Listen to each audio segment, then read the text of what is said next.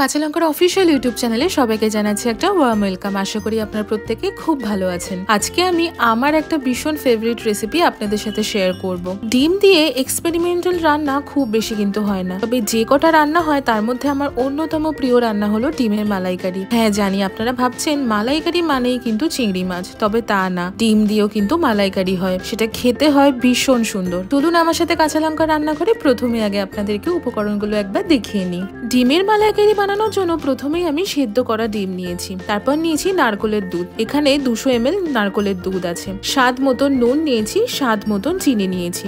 1 tablespoon আমি রসুন বাটা নিয়েছি, 1 টিস্পুন কাঁচা লঙ্কা বাটা নিয়েছি, 1/2 টিস্পুন আমি লাল লঙ্কার গুঁড়ো নিয়েছি, 1/2 টিস্পুন গরম মশলার গুঁড়ো নিয়েছি, 1 টিস্পুন জিরে গুঁড়ো নিয়েছি, গোটা গরম মশলা নিয়েছি যেমন দারচিনি, লবঙ্গ আর ছোট এলাচ, সাথে 4টে শুকনো লঙ্কাও নিয়েছি। এবার আমি একটা বড় মাপে পেঁয়াজ সেটাকে বেটে নিয়েছি, 5 থেকে 6টা চেরা কাঁচা লঙ্কা নিয়েছি, 1 টেবিলস্পুন আমি আদা বাটা নিয়েছি, 1 টিস্পুন ধনে গুঁড়ো নিয়েছি। ব্যাস, আমাদের কিন্তু কটাই উপকরণ লাগছে। উপকরণ সবগুলো দেখিয়ে নিলাম। এবার চলুন রান্নাটা শুরু করে ফেলি। ডিমের মালাইকারি বানানোর জন্য প্রথমেই একটা প্যানে বা কড়াইতে 2 to 3 টেবিলস্পুন মতো সাদা তেল বা ভেজিটেবল অয়েল গরম করে নেব। তাতে প্রথমেই আমি গোটা গরম মশলা দিলাম আর দিলাম শুকনো লঙ্কা।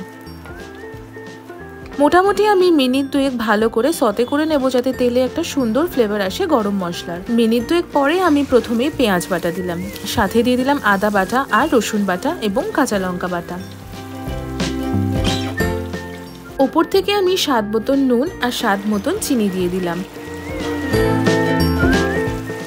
এবার প্রথমে কিন্তু আমাদেরকে সমস্ত মশলা ভালো করে কষিয়ে রান্না করে নিতে হবে। ততক্ষণ না কাঁচা গন্ধটা চলে যাচ্ছে ততক্ষণ খুব ভালো করে কষিয়ে নেব। মশলা ভালো করে কষিয়ে নেওয়াটাই কিন্তু এই রান্নাতে একটা গুরুত্বপূর্ণ স্টেপ। মশলা যতক্ষণে কষানো হচ্ছে চলুন আমি ডিমগুলোর গায়ে ছুরি দিয়ে একটু চিড়ে নিই, এতে করে মশলা ভেতরে ঢুকবে। এই রান্নাতে কিন্তু আগে থেকে আমরা ডিম ভেজে নেব না।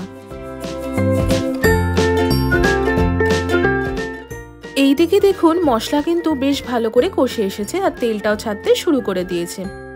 এবার পালা গুঁড়ো মশলাগুলো দিয়ে দেবার। প্রথমে দিলাম জিরে গুঁড়ো, তারপর দিয়ে দিলাম ধনে গুঁড়ো, তারপর দিলাম লাল লঙ্কার গুঁড়ো। সবকিছু বেশ ভালো করে একটু প্রথমে মিশিয়ে নেব। এই সময় আমি একটু জল গরম করতেও বসিয়ে দিলাম। আপনারা জানেন আমি কিন্তু রান্নাতে সবসময় গরম জলে ব্যবহার করি। মশলা ভালো করে মিশে গেছে এবং একটা সুন্দর রঙও এসেছে। এবার আমি গরম জল ঢেলে দিলাম। আমি এই 1/2 কাপ মতো গরম জল দিলাম। গরম জলটা দিয়ে ভালো করে মিশিয়ে নেব যাতে মশলা পুড়ে না যায়। জল দিয়ে ভালো করে মিশিয়ে রান্না করে নেব যতক্ষণ না জলটা শুকিয়ে তেল ছাড়তে শুরু করছে। দেখুন তেলটা ছেড়ে এসেছে। এবার নারকেলের দুধটা আমি দিয়ে দিলাম। আমি কিন্তু এটা দোকান থেকে কিনে নিয়েছি, আপনারা চাইলে বাড়িতেও কিন্তু নারকেলের দুধ বানিয়ে নিতে পারেন। এই সময় গ্যাসের ফ্লেমটা আমি একদম লো করে দিয়ে নারকেলের দুধটা দিয়ে দিলাম। নারকেলের দুধটা দিয়ে ভালো করে একটু মিশিয়ে নেব। দেখুন কি সুন্দর একটা রং এসেছে। আপনারা নিশ্চয়ই লক্ষ্য করেছেন আমি কিন্তু এই রান্নাতে হলুদ গুঁড়ো বা কাশ্মীরি রেড চিলি পাউডার কোনোটাই ব্যবহার করিনি, তার কারণ গ্রেভির রংটা কিন্তু এরকম সুন্দর সাদা থাকবে। এবার আমি আরো 2 কাপ মতো গরম জল ঢেলে দিলাম। ঝোলটা ফুটে আসলেই আমি একে একে সেদ্ধ করা ডিমগুলো দিয়ে দিলাম আর দিলাম চেরা কাঁচা লঙ্কা। চেরা কাঁচা লঙ্কা দিলাম একটা এক্সট্রা ফ্লেভারের জন্য। আপনারা চাইলে চেরা কাঁচা লঙ্কাটা স্কিপও করতে পারেন। এই সময় গ্যাসের ফ্লেমটা আমি হাই করে দিয়ে সব কিছু বেশ ভালো করে মিশিয়ে নিয়ে একটু চাপা দিয়ে দিলাম। চাপা দিয়ে বেশিক্ষণ না 4 থেকে 5 মিনিট রান্না করে নেব, তাহলে কিন্তু রেডি হয়ে যাবে আমাদের ডিমের মালাইকারি। 4 থেকে 5 মিনিট পর চাপাটা খুলে দেখায় ডিমের মালাইকারি কিন্তু আমাদের অলমোস্ট রেডি হয়ে গেছে।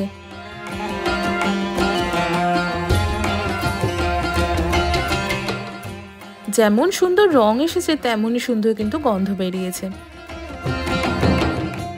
ওপর থেকে আমি এবার গরম মশলার গুঁড়ো ছড়িয়ে দিলাম আর দিলাম 1 টিস্পুন ঘি।